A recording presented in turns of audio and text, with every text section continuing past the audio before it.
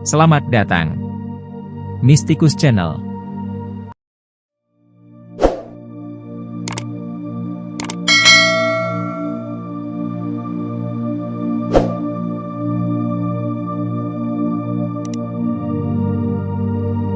Syekh Abdullah Al-Faiz Ad-Dagestani. Semoga Allah mensucikan ruhnya. Ia dilahirkan di Dagestan pada tahun 1309 Hijriah, 1891 Masehi dari sebuah keluarga dokter. Ayahnya adalah seorang dokter umum dan kakaknya adalah dokter bedah umum dalam angkatan bersenjata Rusia. Ia dibesarkan dan dididik oleh pamannya, Syekh Syarafuddin Ad-Dagestani, mursyid tarekat Naqsyabandi pada masa itu, yang merawatnya dengan istimewa sejak awal kehidupannya. Selama masa kehamilan saudarinya, Syekh Syarafuddin mengatakan, "Bayi lelaki yang kau kandung ini tidak mempunyai hijab di dalam kalbunya. Ia akan mampu melihat peristiwa-peristiwa yang telah terjadi atau yang akan terjadi. Ia adalah salah satu di antara orang yang dapat membaca ilmu gaib dari Lauh Mahfuz secara langsung. Ia akan menjadi seorang Sultan Al-Aulia di zamannya. Di antara para aulia, ia akan dijuluki sebagai Naqib Al-Ummah, pemimpin umat Muhammad. Ia akan menyempurnakan kemampuan untuk bersama Tuhan dan pada saat yang sama bersama orang-orang. Ia akan mewarisi rahasia dari Nabi Shallallahu Alaihi Wasallam, di mana beliau Shallallahu Alaihi Wasallam pernah bersabda, "Aku mempunyai satu wajah menghadap pada Sang Pencipta, dan satu wajah memandang pada ciptaannya. Dan, aku mempunyai 1 jam dengan Sang Pencipta dan 1 jam bersama ciptaannya. Jika telah lahir, berilah ia nama Abdullah, karena ia akan membawa rahasia penghambaan. Ia akan menyebarkan tarekat kembali ke negeri-negeri Arab, dan melalui dirinya, penerusnya akan menyebarkan tarekat ini di negeri-negeri Barat dan Timur Jauh. Jagalah ia baik-baik. Ketika ia sudah berusia 7 tahun, serahkanlah ia padaku untuk dibesarkan dalam pengawasanku." Pada tanggal 12 Rabiul Awal, hari Kamis, ibunya yang bernama Aminah melahirkan bayi yang kemudian diberi nama Abdullah. Pada saat persalinannya sekitar tengah malam tak seorang pun menemaninya. Suaminya sedang sibuk dan saudaranya sedang pergi. Ia mengatakan bahwa ketika ia melahirkan bayinya, ia mendapat suatu penglihatan di mana ada 2 wanita mendatanginya. Yang pertama adalah Rabiah Al-Adawiyah dan yang satunya lagi adalah Asia, istri Fir'aun yang beriman kepada Nabi Musa alaihi salam. Mereka membantu persalinannya. Beberapa saat kemudian penglihatan itu berakhir, dan ia melihat bayinya mulai keluar. Pada saat itu suaminya datang dan membantu persalinannya. Orang tuanya tidak pernah mendengarnya menangis. Di masa kanak-kanaknya, pada usia 1 tahun, mereka sering melihatnya dengan kepala di lantai dalam posisi sujud. Ibunya, keluarga dan tetangganya heran melihat hal ini. Ia berbicara pada usia 7 bulan dan mampu membuat orang lain memahami perkataannya dengan jelas. Ia sungguh berbeda dengan anak-anak seusianya. Sering dijumpai kepalanya bergerak dari kanan ke kiri ketika mengucapkan asma Allah. Pada usia 3 tahun, ia sering mengatakan tentang masa depan tamu-tamu yang datang. Ia mampu mengetahui nama-nama mereka tanpa perlu mengenalnya atau diberitahu sebelumnya.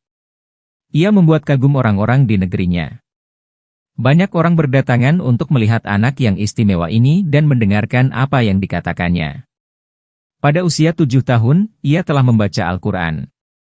Ia biasa berkumpul dengan pamannya, Syekh Syarafuddin sambil menjawab pertanyaan-pertanyaan yang diajukan kepadanya.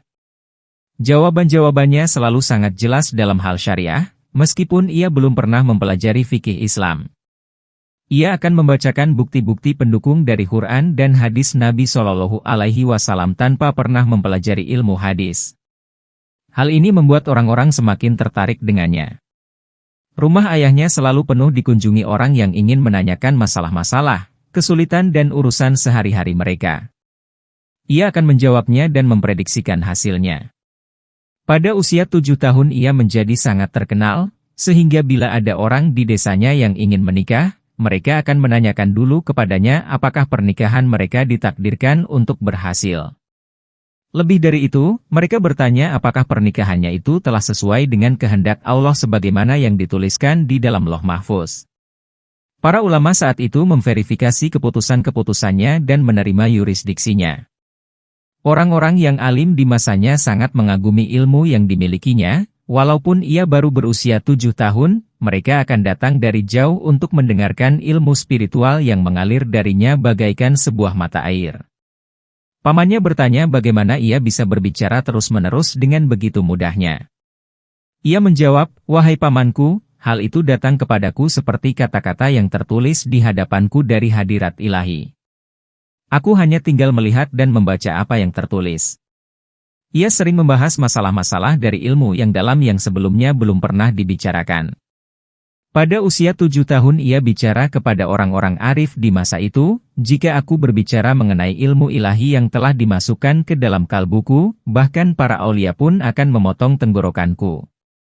Ia sangat teliti dalam menjaga rambu-rambu syariah. Ia yang pertama kali datang ke masjid ketika waktu sholat tiba, 5 kali sehari. Ia yang pertama hadir untuk berzikir.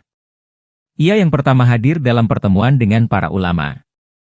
Ia yang pertama hadir dalam pertemuan-pertemuan spiritual.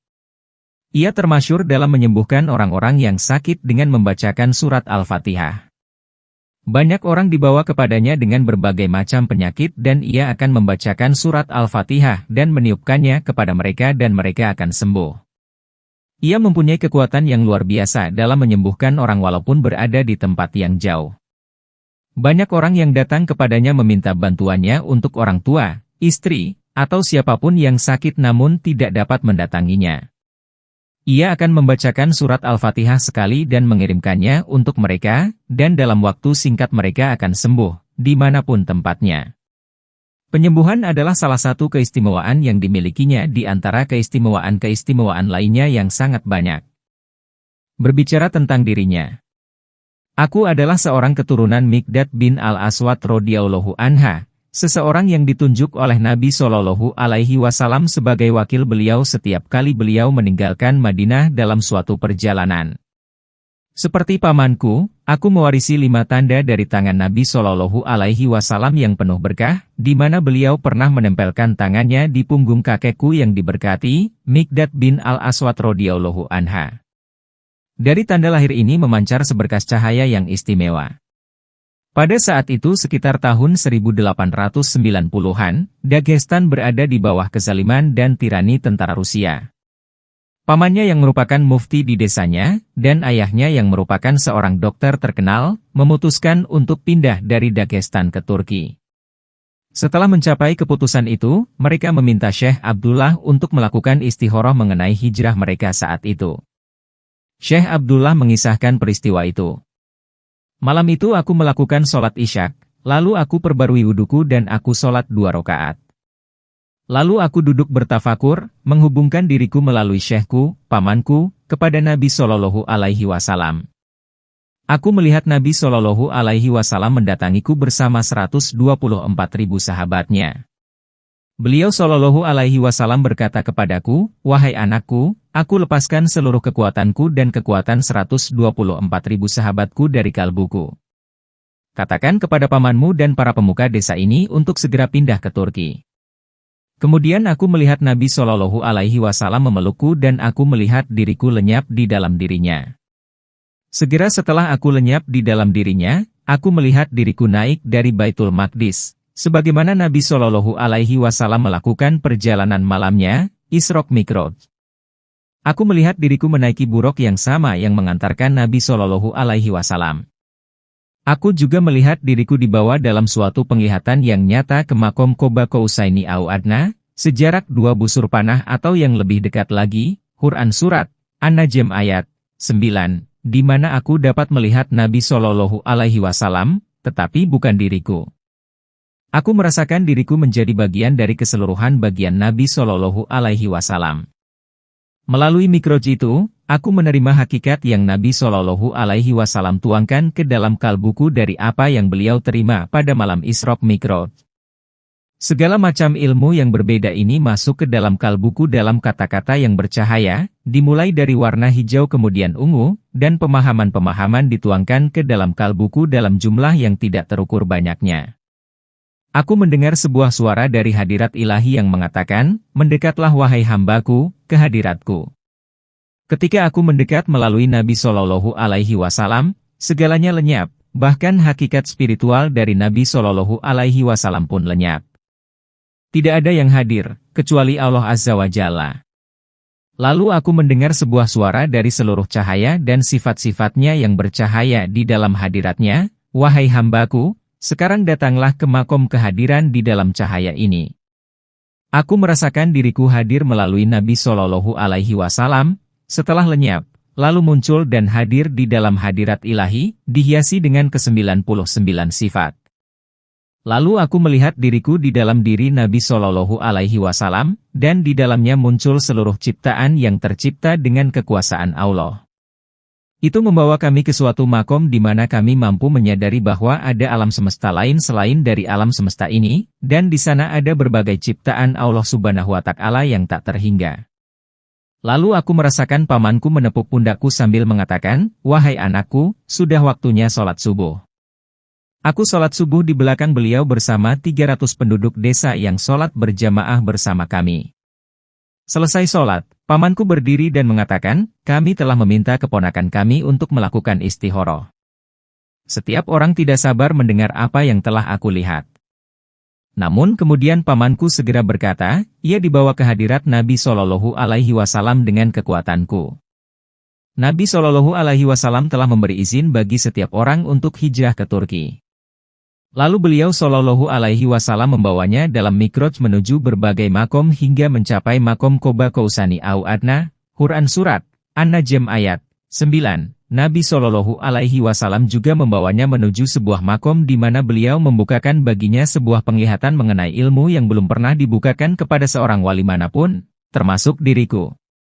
Mikrojnya adalah merupakan sebuah petunjuk bagi aulia di masa lalu maupun di masa sekarang, dan merupakan sebuah kunci untuk membuka samudera ilmu dan hikmah yang sangat luas. Aku berkata pada diriku sendiri, pamanku bersamaku dalam penglihatan itu, dan dengan kekuatannya lah aku menerima penglihatan itu. Setiap penduduk di desa itu mulai bersiap untuk hijrah. Kami bergerak dari Dagestan menuju Turki dalam sebuah perjalanan yang penuh kesulitan baik akibat tentara Rusia maupun adanya para perampok yang tak segan membunuh. Mendekati perbatasan Turki, kami memasuki kawasan hutan yang dikenal penuh dengan tentara Rusia. Saat itu adalah waktu sholat subuh. Pamanku mengatakan, kita akan melakukan sholat subuh dan setelah itu kita akan menyeberangi hutan itu. Kami lalu sholat dan setelah itu kami mulai bergerak. Syekh Syarafuddin berkata kepada semua orang, berhenti. Lalu beliau meminta secangkir air. Seseorang membawakan air itu dan beliau membacakan ayat ke-9 dari surat Yasin, Waja'alna min ba'ini aidihim saddan wa min khalfihim saddan fa'aksainahum fahum la yubsirun. Dan kami jadikan di depan mereka dinding dan di belakang mereka dinding, lalu kami tutup matanya sehingga tidak melihat. Kemudian beliau membaca ayat Fa'allahu khairun hafiza, wa huwa arhamur rahimin. Allah Subhanahu wa Ta'ala adalah sebaik-baik penjaga. Dia Maha Penyayang dari semua penyayang, Quran Surat Yusuf, ayat 64. Ketika beliau membacakan ayat-ayat ini, setiap orang merasakan sesuatu memasuki kalbu mereka, dan aku melihat mereka gemetar.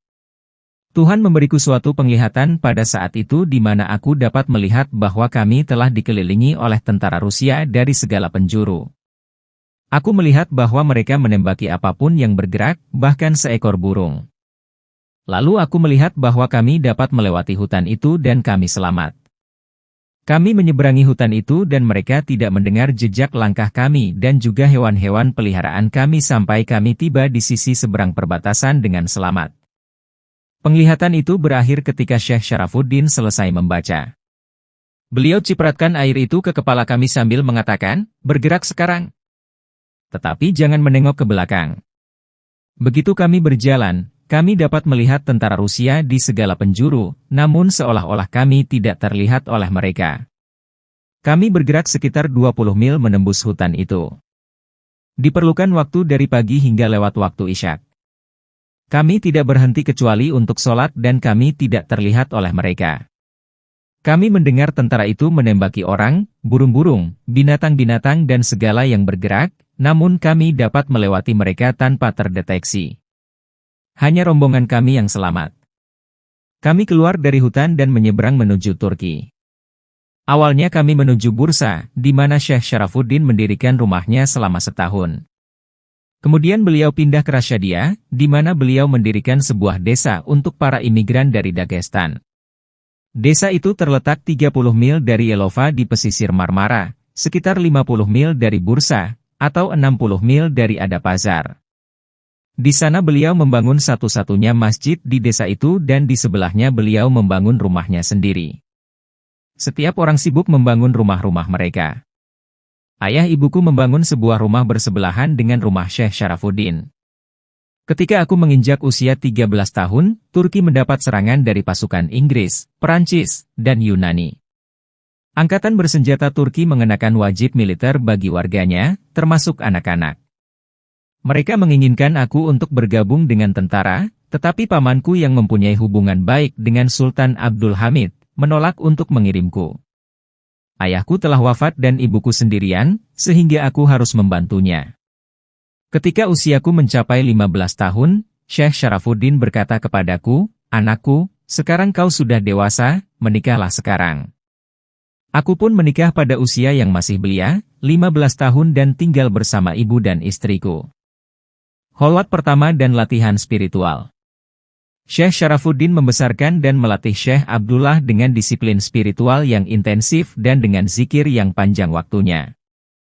6 bulan setelah pernikahannya ia diperintahkan untuk memasuki kholwat selama 5 tahun.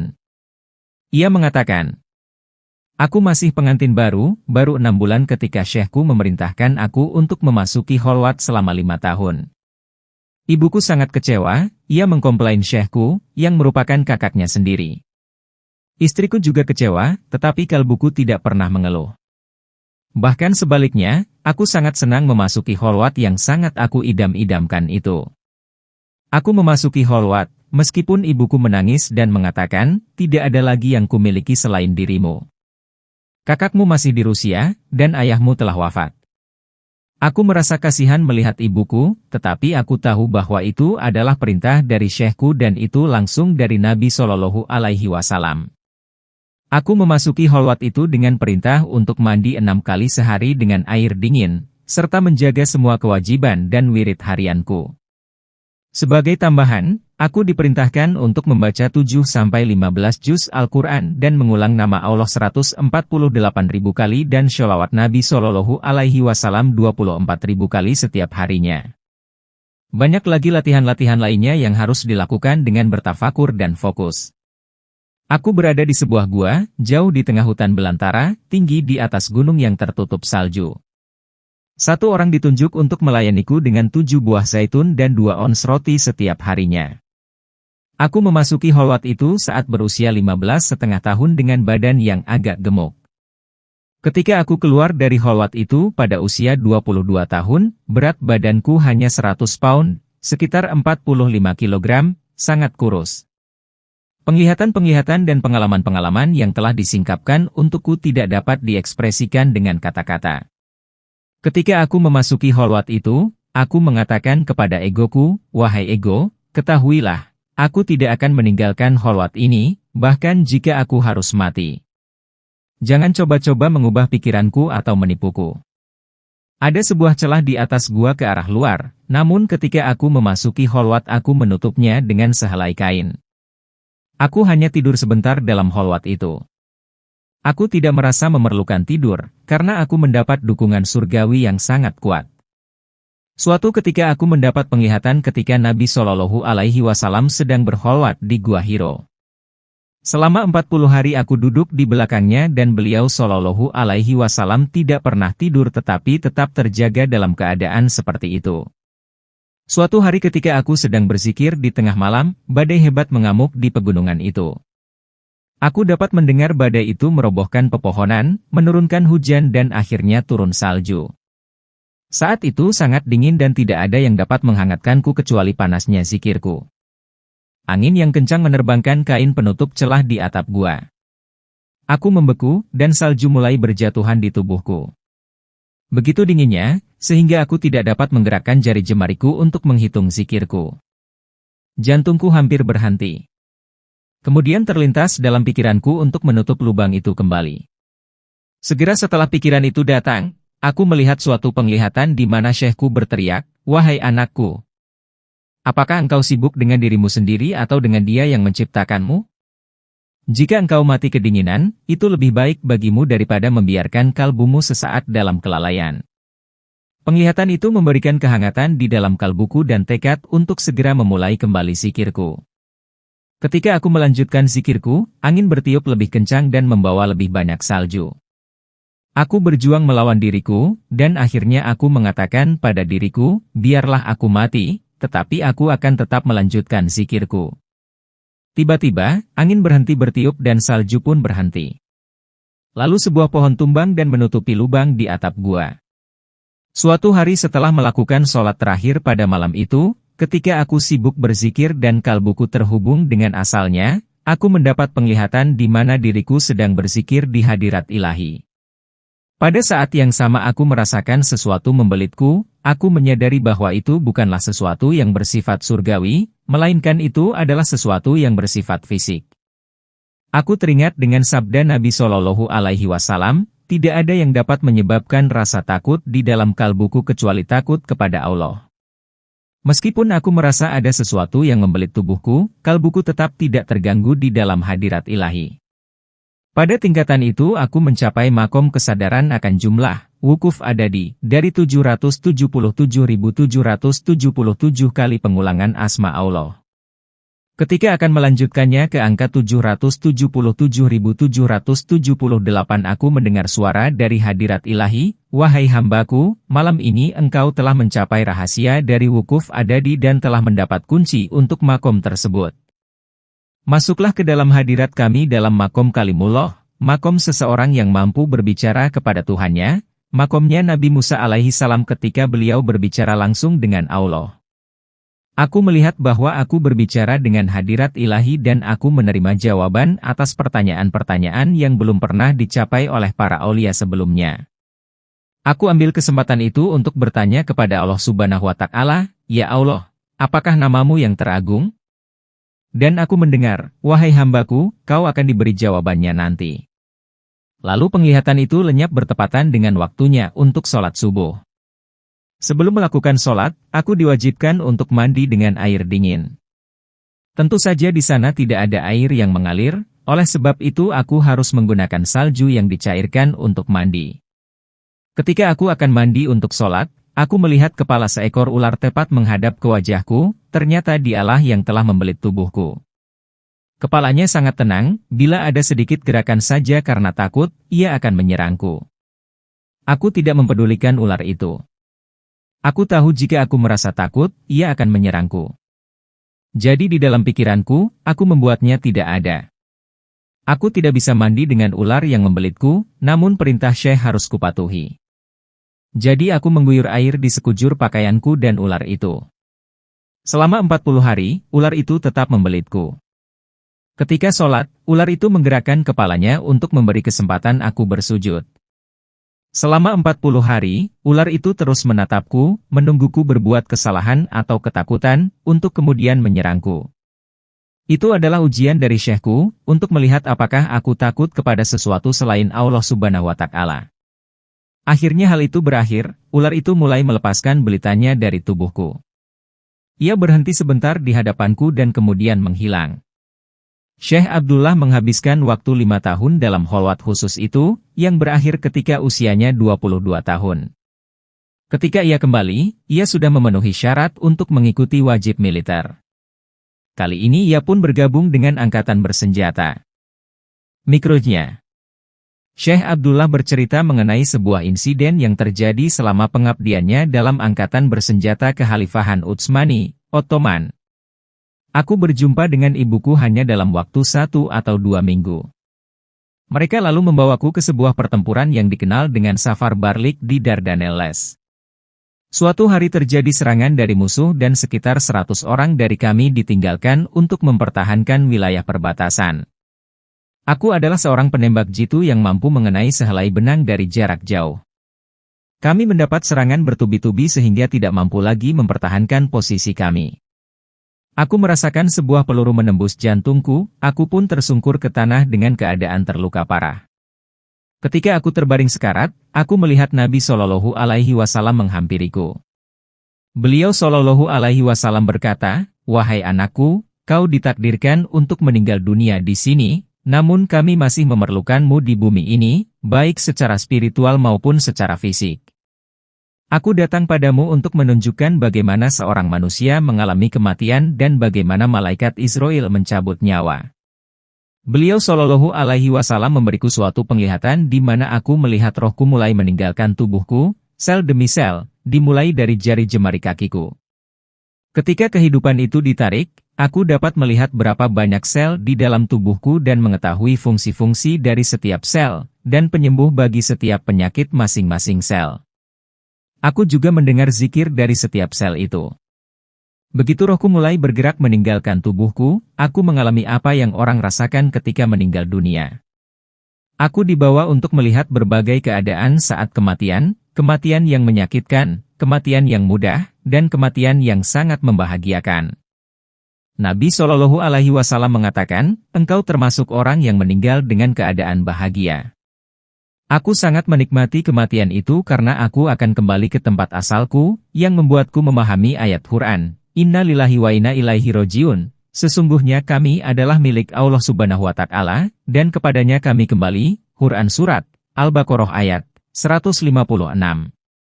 Penglihatan itu berlanjut sampai aku mengalami keadaan di mana rohku sampai pada napas terakhir. Aku melihat malaikat Israel datang dan mendengar pertanyaan-pertanyaan yang ia ajukan.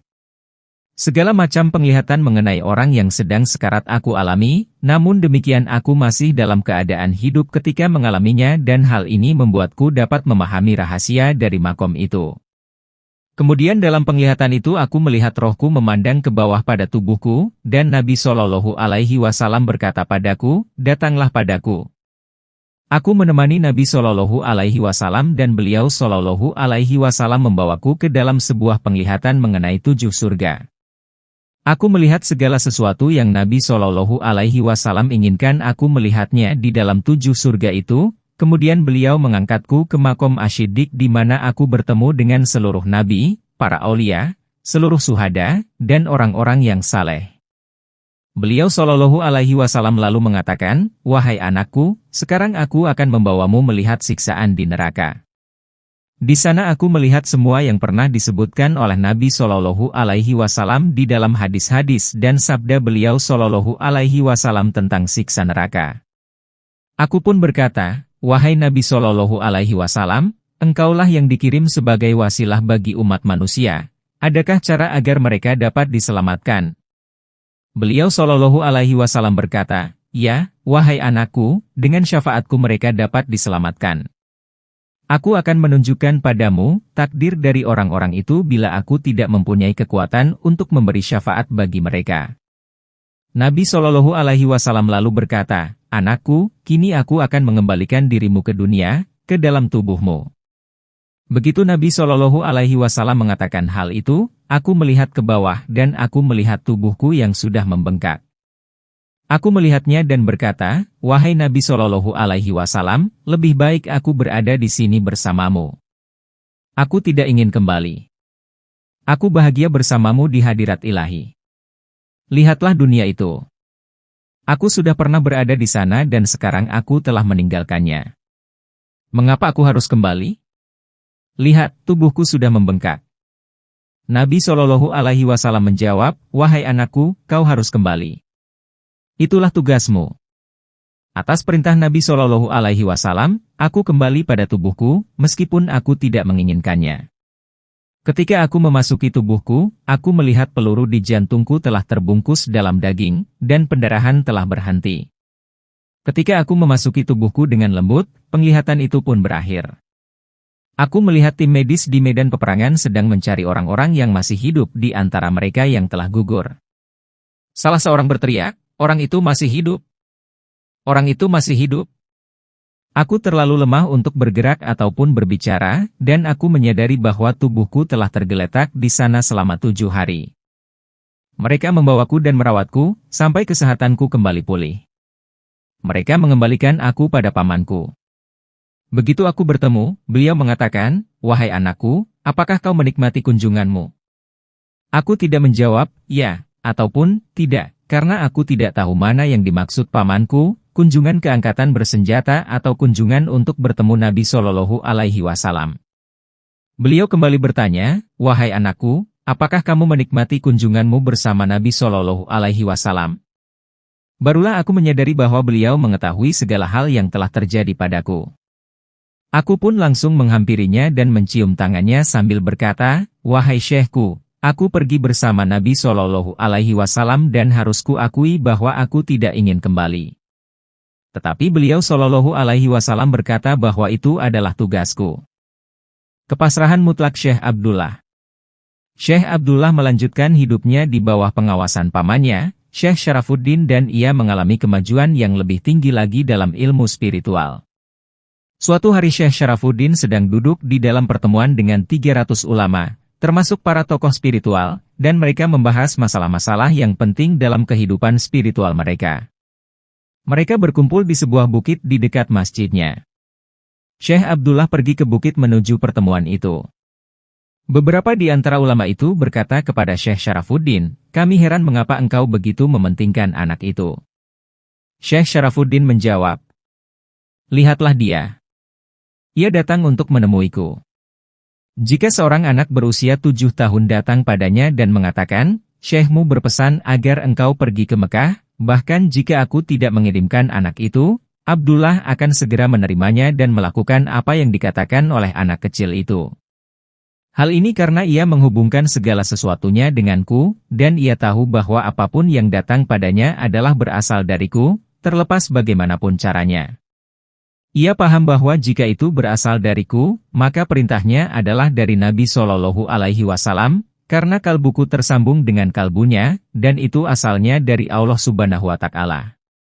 Sekarang, jika hal itu terjadi, ia akan segera pergi tanpa menemui istri atau ibunya untuk berpamitan dan tidak pula mempersiapkan segala sesuatu sebagai bekal.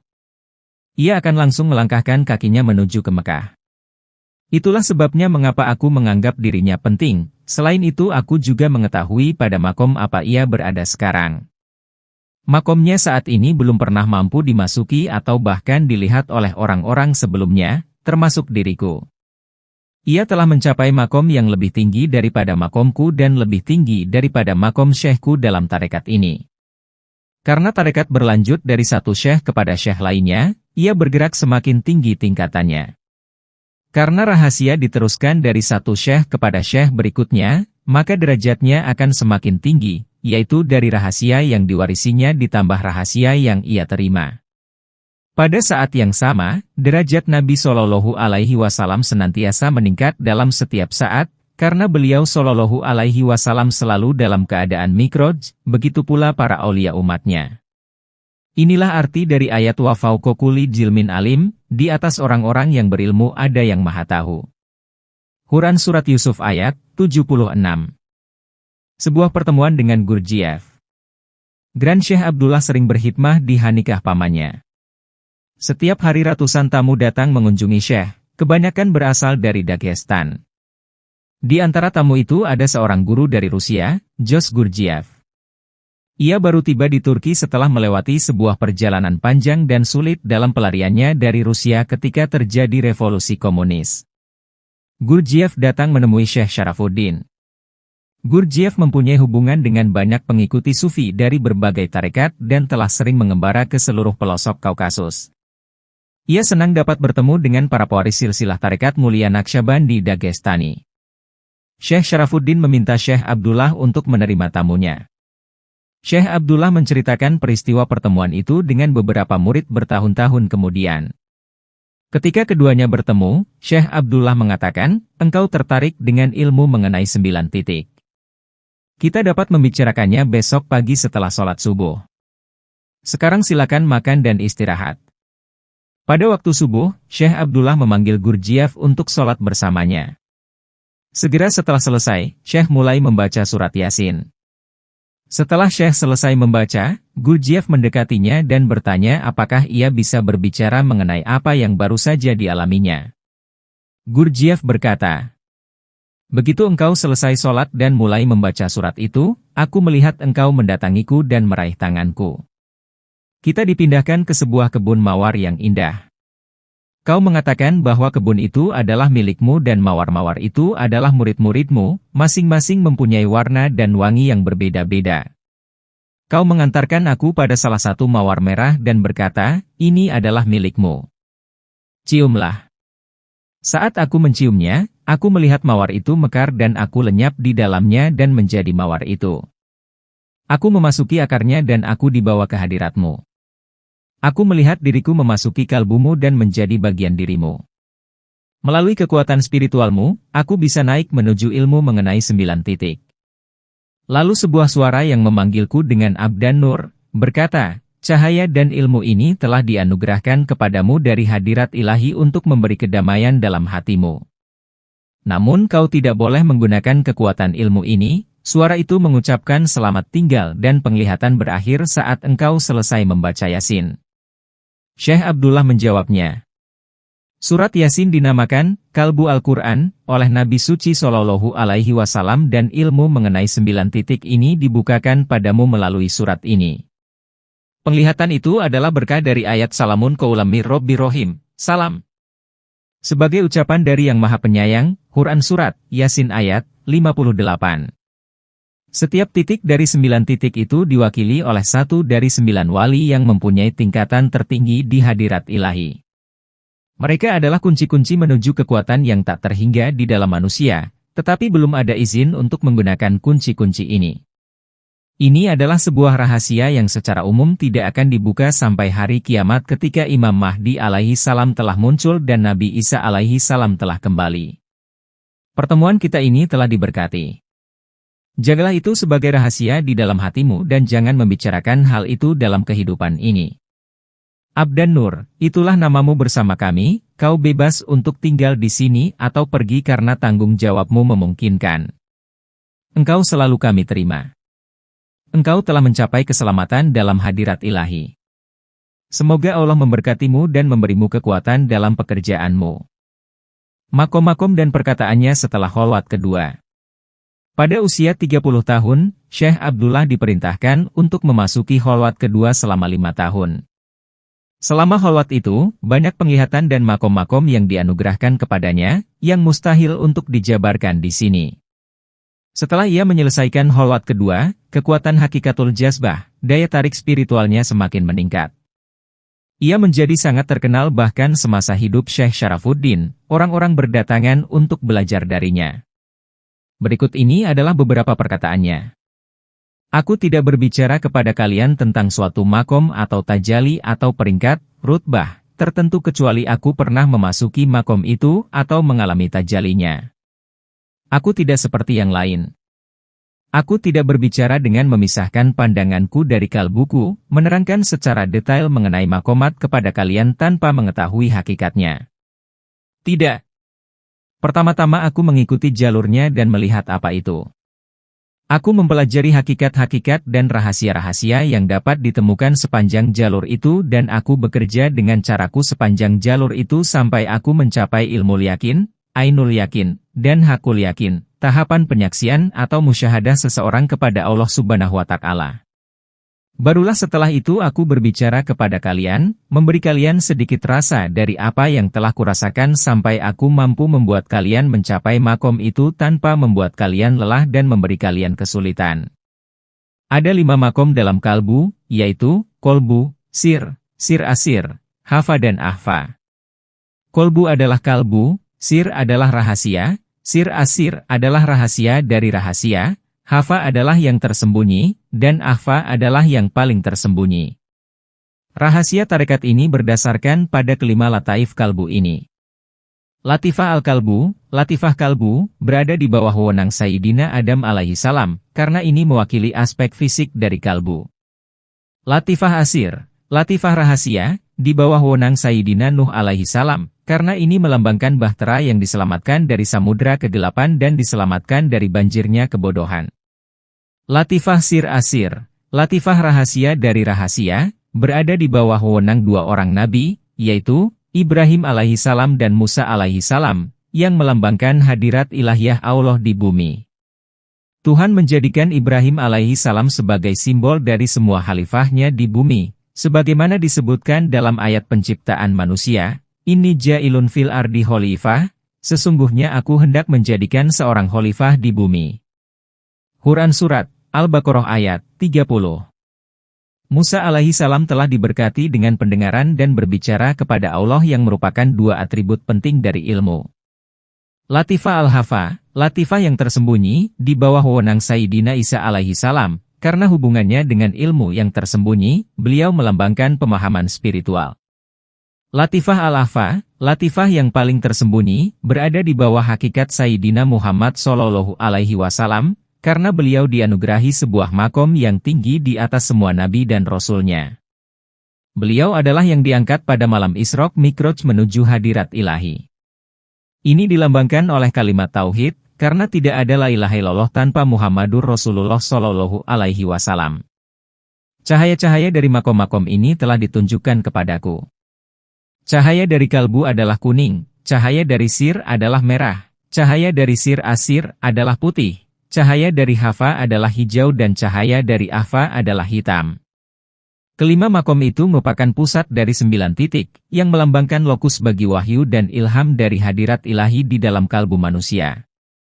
9 titik ini terletak di dada setiap orang dan mereka melambangkan 9 makom tersembunyi yang berbeda-beda pada setiap orang.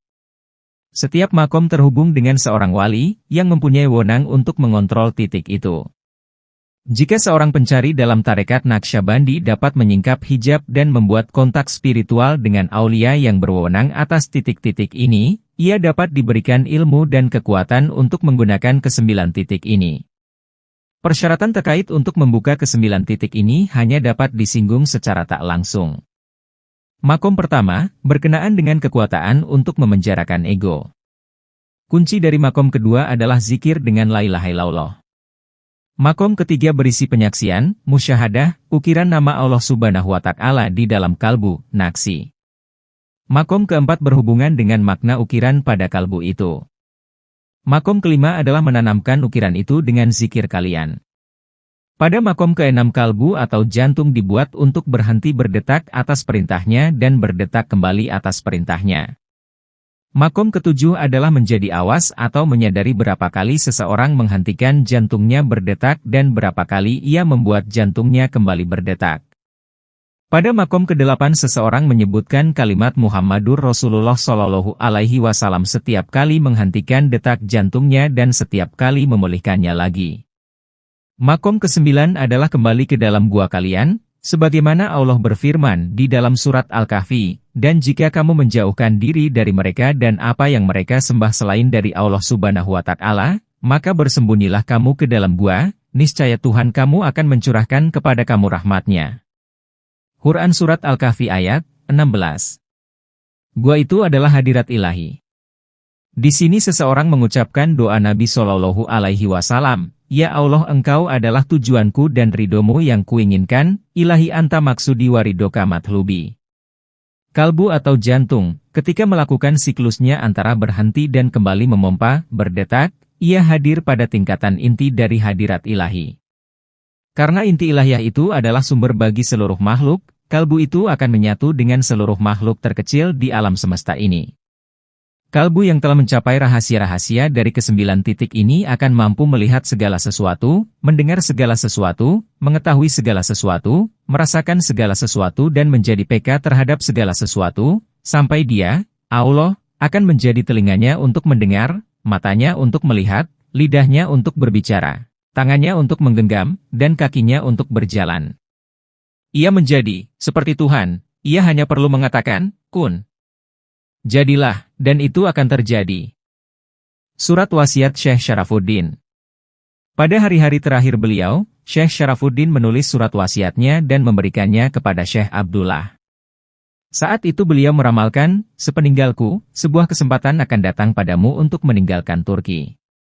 Ambillah kesempatan itu, karena tugasmu bukan di sini, tetapi di luar Turki. Syekh Abdullah mempunyai 2 orang putri dari istrinya yang bernama Halimah. Yang tertua bernama Rabia dan adiknya bernama Madiha. 9 anak lainnya tidak bertahan hidup. Begitu Syekh Syarafuddin wafat, sebuah utusan Raja Faruk dari Mesir datang untuk menyampaikan belasungkawa dari Raja, karena Syekh Syarafuddin mempunyai banyak pengikut dari Mesir. Salah satu pangeran yang ikut dalam delegasi itu tertarik pada putri Syekh Abdullah, Madiha, dan ingin melamarnya. Syekh Abdullah menyadari bahwa ini adalah kesempatan untuk meninggalkan Turki sebagaimana yang pernah dikatakan oleh syekhnya. Ia segera menerima lamaran itu, dan tanpa keberatan dari putrinya, pernikahan pun segera dilangsungkan. Tak lama kemudian ia menerima undangan dari menantunya untuk datang ke Mesir.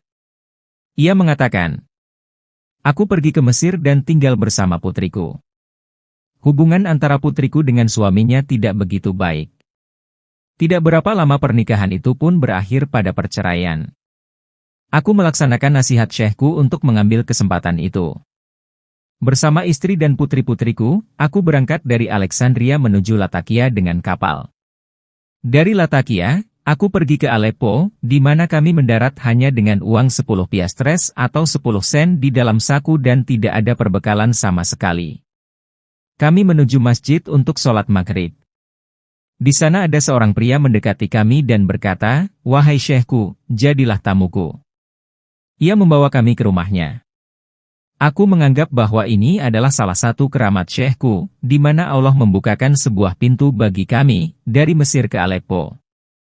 Untuk sementara Syekh Abdullah tinggal di Aleppo, orang-orang di sana merasa terhormat dengan keberadaannya. Para ulama berdatangan, mereka berkumpul dan mendengarkan nasihatnya, mereka kagum dengan perkataan dan ilmunya. Mereka menyebutnya sebagai yang membangkitkan agama. Dari sana ia kemudian pindah ke Homs dan sempat berziarah ke masjid dan makam sahabat Nabi Shallallahu Alaihi Wasallam, Khalid bin Walid radhiyallahu anha. Ia hanya tinggal sebentar di Homs, selanjutnya ia pindah ke Damaskus, di distrik Maidan, dekat dengan makam Sa'ed ed-Din Jibawi, seorang wali dari keluarga Nabi Shallallahu Alaihi Wasallam. Di sana ia mendirikan zawiyah pertamanya, sebagai cabang dari tarekat Naqsyabandi yang telah hilang dari Damaskus setelah dibawa oleh Syekh Khalid al-Baghdadi bersama khalifahnya Syekh Ismail ke India, Baghdad, dan Dagestan. Sekarang tarekat ini dikembalikan lagi ke Damaskus. Kedua putrinya kemudian menikah. Rabia mempunyai 4 anak, 3 perempuan dan 1 laki-laki. Madiha menikah dengan Syekh Taufik al-Hibri, salah satu ulama besar di Lebanon. Dalam waktu singkat banyak orang memenuhi zawiyahnya. Mereka datang dari berbagai kota dan berbagai latar belakang, sufi, orang-orang dari pemerintahan, pengusaha dan masyarakat umum. Murid-murid berdatangan setiap hari untuk duduk di pintu hanikahnya. Setiap hari mereka menyajikan makanan untuk ratusan orang, dan banyak juga orang yang menginap di sana. Kemudian ia menerima perintah spiritual untuk pindah ke Jabal Kashun. Ini adalah tempat tertinggi di Damaskus, seluruh pemandangan kota dapat terlihat dari sana. Dengan bantuan dari 2 murid seniornya, yaitu Syekh Muhammad Nazim Adil dan Syekh Husain Ali, ia membangun sebuah rumah. Rumah dan masjid di sampingnya masih berdiri sampai sekarang, dan masjid itu juga merupakan tempatnya dimakamkan. Dalam suatu penglihatan ketika ia membangun masjid itu, ia melihat Nabi Shallallahu Alaihi Wasallam bersama Abu Bakar As-Siddiq radhiyallahu anha, Ali radhiyallahu anha, Syah Naqsyaban dan Ahmad Al-Faruqi datang dan meletakkan beberapa tiang penanda bentuk dan lokasi dinding masjid. Setelah penglihatan itu berakhir, tanda-tanda itu dapat terlihat dan orang-orang yang hadir pun bisa melihatnya. Selama bertahun-tahun, ratusan ribu orang telah mendatangi masjid itu untuk penyembuhan, sholat, praktik-praktik ibadah dan mempelajari berbagai ilmu eksternal, lahir dan internal, batin. Seringkali ia diperintahkan oleh Nabi Shallallahu Alaihi Wasallam untuk melaksanakan kholwat-kholwat lainnya. Waktunya bervariasi antara 40 hari hingga setahun. Ia telah melakukan lebih dari 20 kholwat sepanjang hidupnya. Beberapa di antaranya dilaksanakan di Damaskus, Jordan, Baghdad di makam Syekh Abdul Qadir Jailani, dan banyak yang dilakukan di Madinah. Dalam setiap kholwat, kekuatan spiritual dan derajatnya semakin tinggi. Suatu hari ia mengirimkan pesan melalui Syekh Nazim untuk Syarif Abdullah, Raja Yordania pada waktu itu. Ia adalah salah satu murid Syekh. Pesannya berbunyi, jangan melakukan sholat berjamaah khususnya pada hari Jumat, karena aku mendapat penglihatan bahwa kau akan terbunuh. Namun raja tidak mengindahkan peringatan itu, dan seminggu kemudian ia tewas ketika kembali dari sholat Jumat. Bertahun-tahun kemudian, seorang sepupu kami mendapat kecelakaan karena terjadi penembakan di Beirut. Ia dibawa ke ruang gawat darurat untuk dioperasi. Kami menemui Grandsyah, karena khawatir dengan keadaannya. Baru saja kami sampai dan hendak memberitahunya, ia sudah berkata, "Kembalilah." Sudah tertulis bahwa dia akan meninggal dunia, namun dengan doa-doaku dia akan hidup. Operasi yang dilakukan akan berhasil. Ketika kami kembali, sepupu kami sudah dalam keadaan koma dan mereka membawanya untuk dioperasi. Kami memberitahu ibunya tentang apa yang dikatakan oleh Grandsyah untuk memberinya harapan. Besoknya, sepupu kami telah siuman. Ia mengatakan, "Aku melihat Grandsyah datang dan mengoperasiku. Itulah yang telah menyelamatkan aku." Syekh Abdullah sering berbicara tentang qada, atau hal-hal yang telah ditentukan oleh Allah Subhanahu wa Ta'ala sebelumnya. Ia mengatakan, telah diketahui bahwa ada dua macam qada, atau takdir Allah. Yang pertama adalah qada'an mu'allaq, yaitu takdir yang bergantung kepada sesuatu atau dapat berubah. Hal ini sudah tertulis di Lauh Mahfuz. Hal ini akan bervariasi tergantung pada kemauan dan perilaku, sebab dan akibat. Semua aulia dapat mengubah qada, semacam ini bagi murid-muridnya untuk melatih mereka dan mempengaruhi takdirnya dengan mengubah perilaku dan perbuatan mereka. Wewenang untuk mengubah qada'an mu'allaq ini diberikan kepada syekh untuk murid-muridnya karena mereka terhubung satu sama lain dengan kehendak ilahi. Qada yang kedua terkandung di dalam Ummul Kitab, sebagaimana disebutkan dalam ayat, Allah Subhanahu wa Ta'ala menghapuskan apa yang Dia kehendaki dan di sisinya Ummul Kitab, Quran Surat Ar-Ra'd ayat 39, dan ini disebut qada'an mubram, yang artinya takdir Allah yang pasti berlaku. Para aulia tidak pernah mencampuri qada'an mubram yang berada di tangan Sang Pencipta. Allah memberi wewenang untuk mengubah qada'an mubram ini hanya kepada 9 aulia yang mempunyai posisi tertinggi dalam hadirat ilahi, dengan izin dari Nabi Shallallahu Alaihi Wasallam yang merupakan orang pertama yang mendapat kekuatan itu dari Allah. Kesembilan aulia itu mengontrol 9 titik kesadaran manusia yang berhubungan dengan makom-makom yang berbeda dalam kenaikan, mikroj, seseorang dalam perjalanannya menuju hadirat ilahi. Allah Subhanahu wa Ta'ala memberi ke-9 aulia ini, yang jumlahnya tidak pernah berubah dari zaman Nabi Shallallahu Alaihi Wasallam sampai sekarang, kekuatan untuk menggunakan Sultan Adz-Zikir. Setiap orang tahu bahwa zikir terutama adalah pengulangan dari la ilaha illallah dan itu adalah yang dipraktikkan oleh semua tarekat, termasuk Naqsyabandi. Namun Sultan Adz-Zikir adalah zikir yang sama sekali berbeda. Allah berfirman, "Inna nahnu nazzalna dzikra wa inna lahu lahafizun." Sesungguhnya kami yang menurunkan zikir dan sesungguhnya kami memelihara zikir itu dalam dirimu. Quran Surat Al-Hijr ayat 9. Zikir yang dimaksud di sini adalah kitab suci Al-Quran. Zikir ke-9 aulia ini di samping la ilaha illallah, adalah rahasia dari Al-Quran. Mereka membaca Al-Quran, tetapi bukan seperti kita membacanya dari awal sampai akhir. Tetapi mereka membacanya dengan semua rahasianya dan hakikat di dalamnya karena Allah berfirman, "Wala ratbin wala yabisin illa fi kitabin mubin." Tidak ada sesuatu yang basah atau yang kering melainkan sudah tertulis di dalam sebuah kitab yang nyata. Quran Surat Al-An'am ayat 59. Tidak ada satupun ciptaan Allah di seluruh alam semesta ciptaannya, dengan segala rahasia mereka yang belum pernah disebutkan sebelumnya di dalam kitab yang nyata, Al-Quran. Aulia yang membaca Quran dalam Sultan Adz-Zikir dengan demikian membacanya dengan seluruh rahasia dari setiap makhluk, dari awal sampai akhir. Allah memberikan setiap huruf Quran 12.000 ilmu, menurut 9 wali tertinggi dalam tarekat Naqsyabandi. Inilah pertama kalinya Syekh membuka rahasia ini. Quran berisi sekitar 600.000 huruf, jadi untuk setiap huruf, para aulia ini mampu mengambil 12.000 ilmu. Setiap wali dari ke-9 wali ini juga berbeda levelnya satu sama lain. Kita bisa melihat salah satu di antara mereka, misalnya ada yang mampu membaca Quran dengan kekuatan Sultan Adz-Zikir, mampu menyerap 12.000 makna dalam setiap huruf, sekali dalam hidupnya. Yang lainnya mampu melakukannya 3 kali seumur hidupnya. Yang ketiga misalnya mampu melaksanakan 9 kali seumur hidupnya. Dan yang lain lagi mampu melakukannya 99 kali dalam hidupnya. Rahasia ini berbeda dari satu wali dengan wali lainnya. Syah Naqsyaband mampu melakukannya 999 kali sepanjang hidupnya. Grand Syekh kita, Syekh Ahmad Al-Faruqi mampu membacanya 9.999 kali. Dan Syekh Syarafuddin mampu membacanya dalam 19.999 kali sepanjang hidupnya. Di sini Syekh Abdullah berhenti.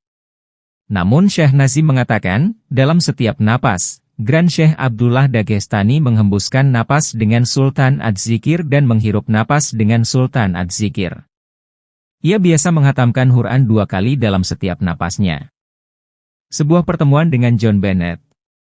Di antara banyak pengunjung dan para pencari di pintu Grand Syekh ada seorang Inggris yang bernama John G. Bennett.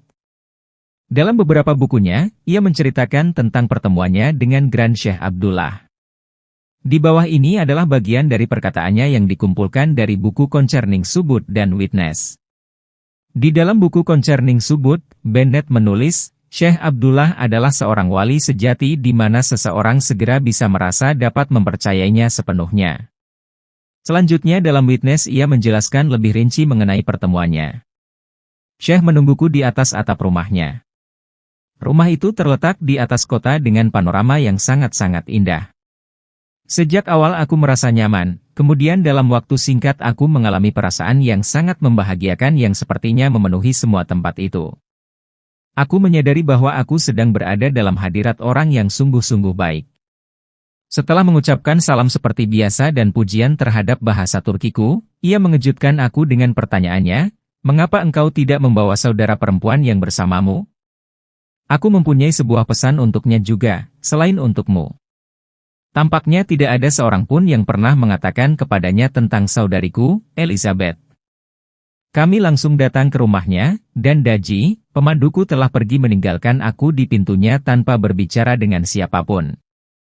Aku menjawabnya bahwa karena ia seorang Muslim, aku berpikir ia tidak berkenan untuk berbicara dengan seorang wanita. Ia berkata dengan sederhana, mengapa tidak? Peraturan dan adat istiadat adalah untuk perlindungan bagi orang yang bodoh, aku tidak ada sangkut pautnya dengan mereka. Lain kali, jika engkau melewati Damaskus, maukah engkau membawanya kepadaku? Aku berjanji untuk melakukannya bila ada kesempatan. Kami lama duduk terdiam, melihat pemandangan kota kuno di bawahnya. Ketika ia mulai berbicara, aku merasa sulit untuk bangkit dari lamunanku. Ia mengatakan, aku sedang menanti kedatangan seseorang pada hari ini, tetapi aku tidak tahu kalau itu adalah dirimu. Beberapa malam yang lalu, seorang malaikat datang ke kamarku, dan mengatakan bahwa engkau akan datang menemuiku dan aku akan memberikan 3 pesan kepadamu. Engkau telah memohon petunjuk Tuhan mengenai istrimu. Ia berada dalam penjagaan Tuhan. Engkau telah berusaha untuk menolongnya, tetapi ini adalah hal yang salah. Engkau telah mengganggu pekerjaan yang sedang dilakukan Tuhan terhadap rohnya. Tidak ada alasan untuk mengkhawatirkannya, dan tidak ada gunanya bagimu untuk mencoba mengerti. Pesan kedua adalah tentang rumahmu. Engkau memohon kepada Tuhan agar diberi petunjuk, apakah harus mengikuti kata hatimu atau mengikuti orang lain. Kau harus percaya pada diri sendiri. Kau akan dianiaya oleh orang Armenia, tetapi jangan takut. Kau harus menarik banyak orang untuk mengikutimu, jangan ragu-ragu walaupun hal itu membuat orang lain marah. Ia kembali terdiam. Aku kagum dengan 2 hal yang disampaikan tadi, memang benar bahwa aku telah berdoa agar diberi petunjuk terhadap kedua pertanyaan itu. Pesan terpenting adalah yang terakhir. Kau harus tahu bahwa ada kejahatan besar di dunia ini. Manusia telah menyerahkan diri mereka pada pemujaan materi, dan mereka telah kehilangan kemauan dan kekuatan untuk menyembah Tuhan. Tuhan selalu mengirimkan utusan-utusannya untuk menunjukkan jalan keluar dari situasi semacam itu, dan Dia telah melakukannya lagi pada zaman sekarang. Seorang utusan telah ada di bumi, dan identitasnya telah banyak diketahui orang. Tidak lama lagi ia akan datang ke barat. Orang-orang telah dipilih untuk mempersiapkan jalan baginya. Dan telah diperlihatkan kepadaku bahwa engkau adalah salah satu di antara orang-orang pilihan itu. Utusan itu akan datang ke negerimu dan bahkan ke rumahmu. Jangan sampai kau berhenti menyembah Tuhan, hanya saja tidak perlu menunjukkannya. Di luar bersikaplah seperti yang lain. Tuhan telah menunjuk 2 malaikat untuk menjagamu. Yang pertama akan membimbing dan mengarahkanmu sehingga engkau tidak membuat kesalahan seperti dulu lagi. Yang kedua akan melakukan kewajiban-kewajiban agama yang tidak dapat kau lakukan untuk dirimu. Aku menyarankan agar engkau banyak mengucapkan la ilaha illallah di dalam kalbumu, yang artinya tunduk hanya kepada Allah Subhanahu wa Ta'ala semata. Ketika aku mengatakan bahwa ini adalah pernyataan keimanan bagi seorang Muslim, ia menjawab bahwa pada prinsipnya ajaran umat Kristen dan Islam adalah sama, karena fondasi dari semua agama adalah bahwa manusia tidak boleh mengikuti kehendaknya sendiri, melainkan pada kehendak Tuhan. Ketika ia meninggalkan kehidupan ini, kami mengalami berbagai peristiwa yang luar biasa bersama Grand Syekh kami. Kehidupannya penuh dengan aktivitas yang bermanfaat. Ia selalu tersenyum dan tak pernah marah. Ia tidak mempunyai penghasilan, namun demikian makanan selalu berlimpah di rumahnya. Bagaimana ia memperoleh tunjangan hidup, adalah pertanyaan di dalam pikiran semua orang. Orang-orang akan berdatangan secara mendadak, kadang-kadang jumlahnya mencapai 200 orang, tetapi mereka akan selalu mendapati makanan yang tersedia dan siap disantap bagi mereka. Kami sering bertanya-tanya, dari mana asal nasi, roti dan daging ini? Aku jarang melihatnya tidur di malam hari. Di siang hari, ia selalu menerima tamu-tamu dan malamnya duduk di kamar pribadinya membaca Quran, Dalail al-Khairat, mengamalkan zikir pribadinya atau membaca sholawat Nabi Shallallahu Alaihi Wasallam. Ia sering melakukan sholat setelah tengah malam hingga subuh. Ia membantu orang-orang yang membutuhkan semampunya dan ia menampung banyak orang yang tidak mempunyai rumah dalam masjidnya. Jiwa kemanusiaannya kuat. Lidah ini rasanya tidak mampu menggambarkan akhlak dan perilaku baiknya. Hingga pada suatu hari di tahun 1973 ia mengatakan, Nabi Shallallahu Alaihi Wasallam memanggilku. Aku harus pergi dan menemuinya. Beliau Shallallahu Alaihi Wasallam mengatakan, kau tidak dapat menemuiku sampai kau menjalani operasi pada matamu, mengacu pada mata kirinya yang tidak begitu baik.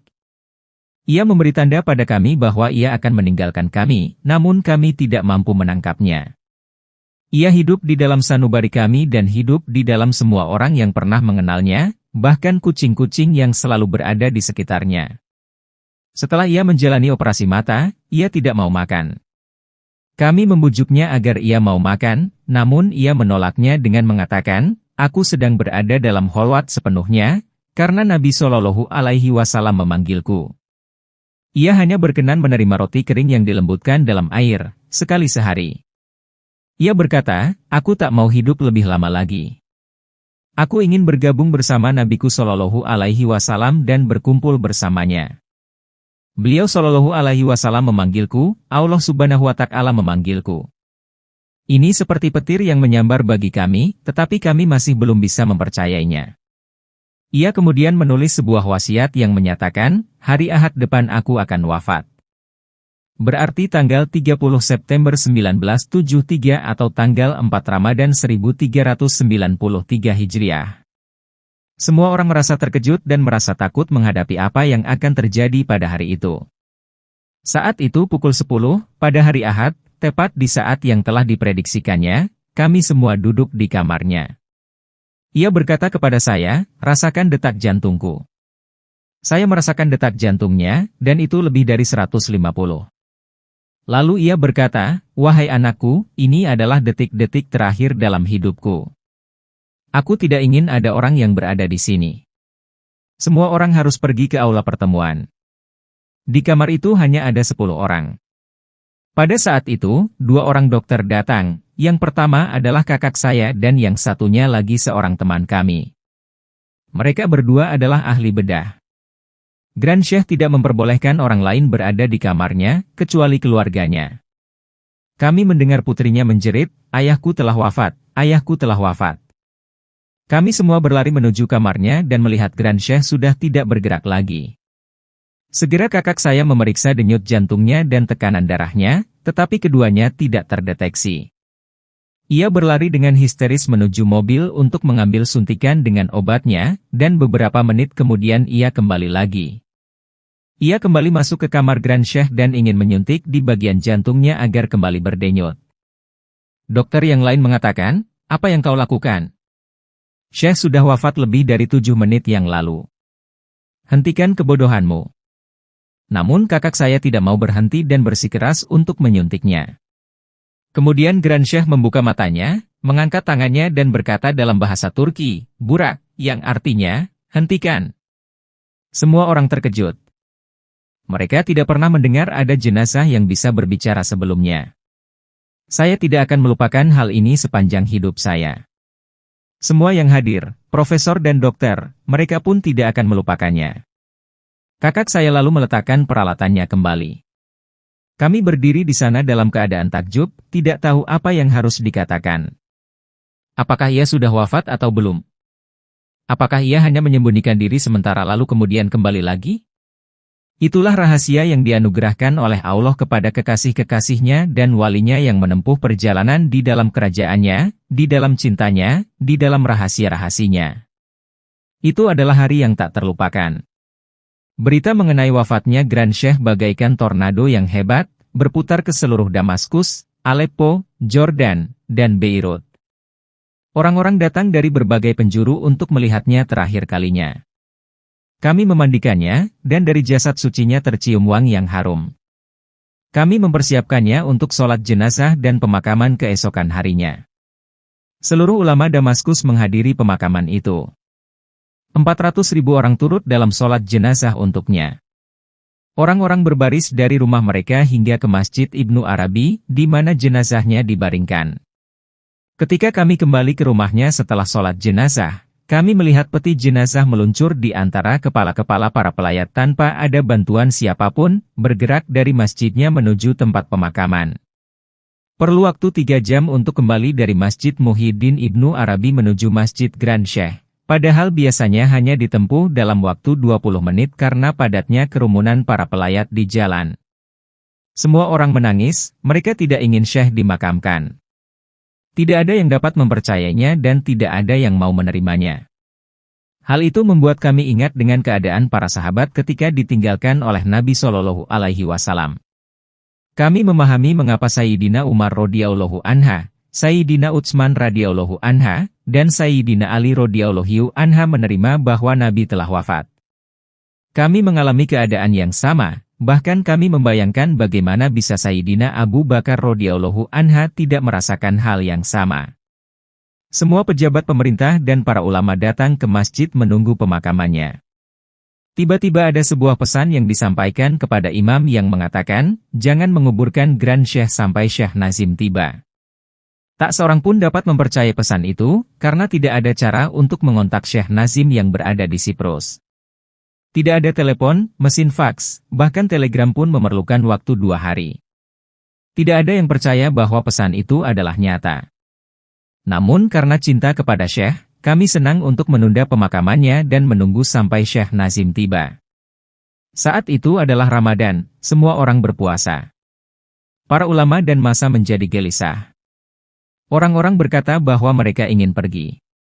Kami mengatakan bahwa mereka bebas untuk pergi kalau mau, tetapi kami tetap akan menunggu. Setelah beberapa saat, sebagian besar orang lalu pergi, dan hanya pengikutnya yang paling setia yang masih berada di sana. Sebelum matahari terbenam, Syekh Nazim terlihat menaiki tangga. Bagaimana ia bisa sampai dengan cepat, tidak ada yang tahu dan hal itu masih menjadi misteri sampai sekarang. Syekh Nazim membawa jenazah Grand Syekh kembali ke dalam masjid dan melakukan sholat jenazah untuknya. Ia menguburkan jenazah Grand Syekh dengan tangannya sendiri. Ketika ia mengangkat kain kafan dari wajahnya, kami mencium wangi cendana, ember, dan mask yang tidak pernah kami dapati sebelumnya. Ia lalu memerintahkan kami semua untuk berbuka puasa. Syekh Nazim meminta untuk keluar. Ia berdiri di bagian kepala dari makam Grand Syekh, seperti sedang sholat. Lalu dalam sekejap ia menghilang. Peristiwa ini menambah kejutan bagi kami setelah berbagai kejutan yang terjadi. Tidak ada kata yang mampu melukiskan apa yang kami rasakan. 15 menit berlalu, tiba-tiba kami melihat Syekh Nazim muncul kembali di tempat yang sama. Setelah Syekh Nazim keluar, kami segera berlari ke pintu. Ia berkata, "Apa? Kalian masih di sini? Belum berbuka puasa? Baiklah, lebih baik bersamaku. Kami pun turun dan berbuka puasa bersamanya. Syekh Nazim kembali ke Beirut malam itu juga, kemudian naik pesawat menuju Siprus. Ramalan Syekh Abdullah. Grand Syekh Abdullah Ad-Daghestani, Naqib Al-Ummah, semoga Allah memberkahi ruhnya, meramalkan berbagai peristiwa, sebagian telah terjadi dan sebagian lagi masih kita tunggu. Pada tahun 1966, ia mengatakan, tahun depan akan terjadi perang antara Israel dan Arab. Dan Arab akan mengalami kekalahan. Ia meramalkan pula bahwa akan terjadi lagi perang antara keduanya. Sebelum wafat ia mengatakan, akan terjadi sebuah perang besar di bulan ini antara Arab dan Israel. Hal ini menjadi kenyataan. Pada tanggal 3 Oktober, 3 hari setelah wafatnya, Arab dan Israel kembali berperang. Suatu hari putri Grand Syekh, Madiha dan suaminya berpikir untuk membeli sebuah rumah di Beirut, tetapi Grand Syekh mengatakan, jangan. Ia tetap bersikukuh untuk membelinya, tetapi Grand Syekh tetap berkata, jangan. Madiha tetap ingin membelinya, tetapi Grand Syekh tetap melarangnya sambil mengatakan, Beirut akan dipenuhi dengan pertumpahan darah. Setiap rumah akan terkena imbas dari pertumpahan darah itu dan tidak akan ada yang bisa melarikan diri. Ia mengatakan hal ini pada tahun 1972 dan peristiwa itu terjadi pada 1975. Sebelum wafat, ia mengatakan kepada kami, aku melihat kalian di Tripoli, di utara Lebanon. Inilah caranya menyarankan kami agar pindah dari Beirut. Ia berkata, aku melihat Inggris memasuki Islam. Ia meramalkan bahwa keluarga kerajaan di Eropa akan mendukung Islam, karena mereka masih mempunyai darah keturunan Arab. Hal ini akan menarik mereka menuju spiritualitas dan menimbulkan berbagai jenis aliran spiritual, dan menarik mereka menuju hadirat Tuhan. Pada masalah terkait, ia mengatakan, ketika John Bennett bertemu denganku dan mengucapkan syahadat, ia bertanya apa yang dapat dilakukannya. Aku mengatakan agar merahasiakan syahadatnya. Dengan demikian ia dapat membawa banyak orang di negerinya, Inggris untuk mengucapkan syahadat dan membuat mereka tertarik dengan spiritualitas. Cina berada di bawah wewenang seorang wali besar yang akan menjadi salah satu aulia besar di zaman Imam Mahdi alaihi salam dan Nabi Isa alaihi salam. Namanya adalah Abdur Rauf Al-Yamani. Melalui pengaruhnya, Cina akan menandatangani kesepakatan dengan Barat untuk tidak menggunakan senjata nuklirnya. Cina akan terpecah menjadi negara-negara kecil. Akan terjadi berbagai masalah di Timur Jauh, di semenanjung Korea, dan sebuah kekuatan besar akan mengintervensi untuk meredakannya. Sebuah negara non-Arab di Timur Tengah akan menyerang wilayah Teluk Persia. Hal ini akan menyebabkan seluruh dunia ketakutan bahwa sumber minyak bumi akan terputus. Ia mengatakan, Kairo akan tenggelam di dalam air. Beberapa waktu kemudian Rusia membangun bendungan Aswan, berisi air berjumlah besar dan baru-baru ini ditemukan bahwa tiang fondasinya longgar karena terkikis. Ia mengatakan, Siprus akan tenggelam di bawah laut, dan Gunung Olympus dekat Bursa akan meletus. Di bawahnya terdapat dua elemen, gas dan api yang sampai sekarang masih terpisah, dan para aulia selalu berdoa agar kedua elemen ini tidak tercampur. Dari letusannya, ratusan ribu orang akan terluka dan kehilangan tempat tinggalnya. Akan terjadi perang di wilayah Teluk, di mana api yang besar akan muncul dan melibatkan seluruh dunia. Jerman dan Inggris akan memimpin seluruh Eropa. Di Jerman ada seorang wali, yang ditunjuk oleh Mahdi alaihi salam dan Nabi Isa alaihi salam. Tugasnya adalah menghidupkan dan melatih orang-orang di dalam spiritualitas. Wali itu tersembunyi namun ia berada di antara mereka. Akan terjadi suatu perubahan besar dalam pendekatan Arab di bidang politik, dan satu rezim yang kuat akan mengubah Arab menjadi pemerintahan yang lebih baik. Sebelum ia wafat, di dalam sebuah pertemuan pribadi dengan beberapa murid terdekatnya, Syekh Abdullah mengatakan, akan terjadi perdamaian, dan Amerika akan menjadi pemimpin pembicaraan mengenai perdamaian, hal itu akan mengakhiri peperangan antara Arab dan Israel. Hal ini akan terjadi. Tandanya adalah runtuhnya komunisme dan Rusia pecah menjadi banyak bagian. Tidak ada kekuatan di dunia, kecuali Amerika. Banyak negeri Arab yang akan berpihak ke Amerika. Konflik akan menjadi reda sepenuhnya, Arab dan Israel akan hidup damai. Lambat laun seluruh konflik di bumi akan berakhir dan perdamaian terjadi di mana-mana. Amerika akan memimpin hal itu. Semua orang menjadi bahagia dan tidak ada orang yang mengharapkan perang akan terjadi lagi. Tiba-tiba, di tengah-tengah situasi damai itu, sebuah serangan terjadi di Turki oleh negara tetangganya dan perang akan dimulai lagi, disusul oleh sebuah invasi ke Turki oleh negara tetangganya itu. Ini membuat ancaman bagi pangkalan Amerika di Turki dan mengakibatkan perang yang lebih besar terjadi. Hal ini akan mengakibatkan terjadinya kerusakan parah di muka bumi dan terjadi perang mengerikan. Selama perang itu, Mahdi alaihi salam akan muncul dan Nabi Isa alaihi salam akan kembali. Tujuannya adalah membawa spiritualitas, perdamaian dan keadilan untuk mengalahkan penindasan, ketakutan dan ancaman.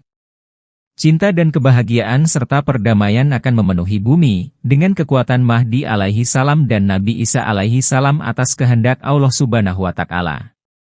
Rahasia dari rantai emas diteruskan kepada sang matahari dari matahari, pemimpin bagi orang-orang yang didekatkan, sang penemu rahasia-rahasia, yaitu Syekh Muhammad Nazim Adil Al-Kubrusi Ar-Rabbani An-Naqsyabandi Al-Haqqani. Jika Anda menyukai Mistikus Channel silahkan like, komen, share dan subscribe serta klik tanda lonceng untuk mengikuti update terbaru. Terima kasih.